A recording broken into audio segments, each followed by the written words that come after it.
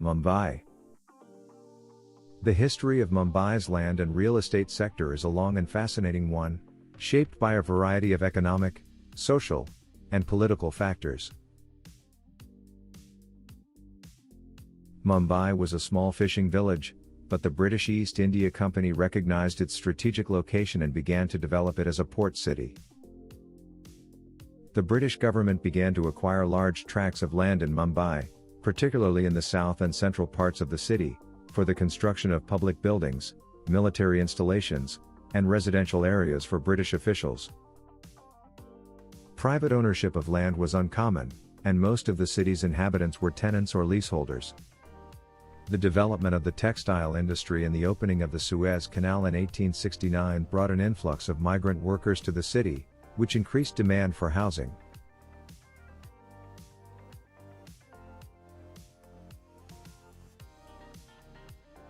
The opening of the railway in 1853 made it easier for people to travel to and from Mumbai, further increasing demand for housing. The first high-rise building in Mumbai, the Watson's Hotel, was built in 1869, signaling the beginning of a trend towards vertical development in the city.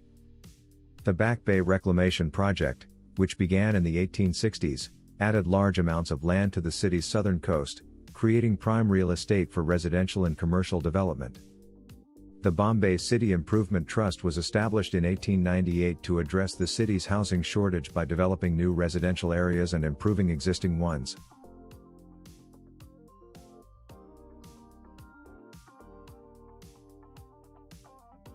The city's population continued to grow rapidly, and housing shortages remained a major issue. The outbreak of World War I in 1914 led to a boom in the city's real estate sector, as demand for housing and commercial space increased. The Bombay Rent Control Act was passed in 1947, which regulated rent increases and protected tenants from eviction, making it more difficult for landlords to profit from their properties. The city witnessed significant development in the form of iconic buildings like the Gateway of India, the Taj Mahal Palace Hotel, and the Chhatrapati Shivaji Terminus, which have become landmarks of Mumbai's skyline.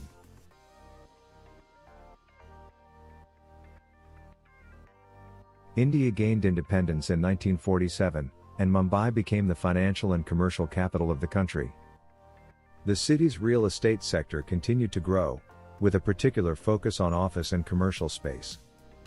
The development of large public housing projects, such as the Dharavi Slum Redevelopment Project, aimed to address the city's housing crisis. The 1980s saw a significant increase in land prices, particularly in the city's prime locations, as foreign investment poured in and the economy grew.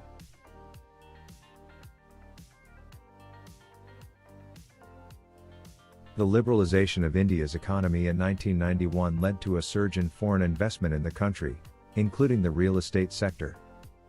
The development of suburban areas like Powai and Andheri, and the construction of new highways and bridges, opened up new areas for real estate development. The Mumbai Port Trust began to redevelop its land, creating new opportunities for residential and commercial development in previously underutilized areas.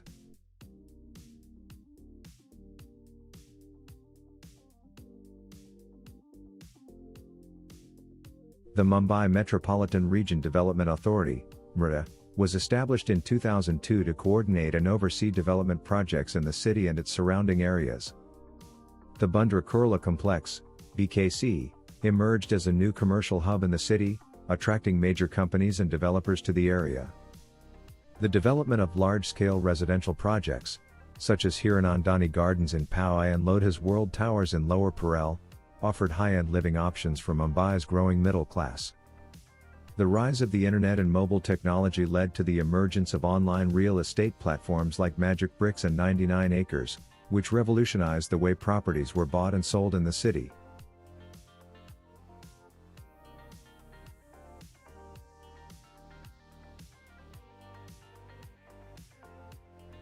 The development of the Mumbai Metro Rail system, which began in 2011, improved connectivity and accessibility in the city, and opened up new areas for real estate development.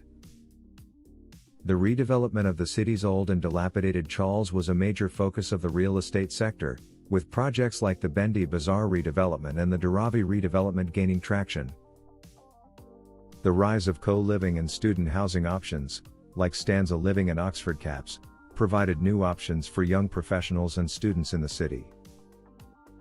The real estate sector was hit by a series of policy changes, including RERA in 2016, which aimed to protect homebuyers and increase transparency in the sector, and the demonetization of high-value currency notes in 2016, which had a temporary impact on the sector's liquidity. The COVID-19 pandemic had a significant impact on the real estate sector, as demand for office and retail space declined and developers struggled with cash flow and construction delays. The trend towards remote work led to a shift in demand towards larger homes with dedicated workspace and outdoor areas, particularly in the suburbs.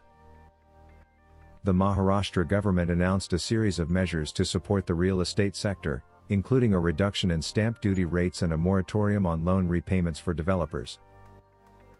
The Mumbai-Delhi Industrial Corridor (MDIC) project, which aims to connect Mumbai and Delhi with a high-speed rail and a new industrial corridor, offered new opportunities for real estate development in the city and its surrounding areas.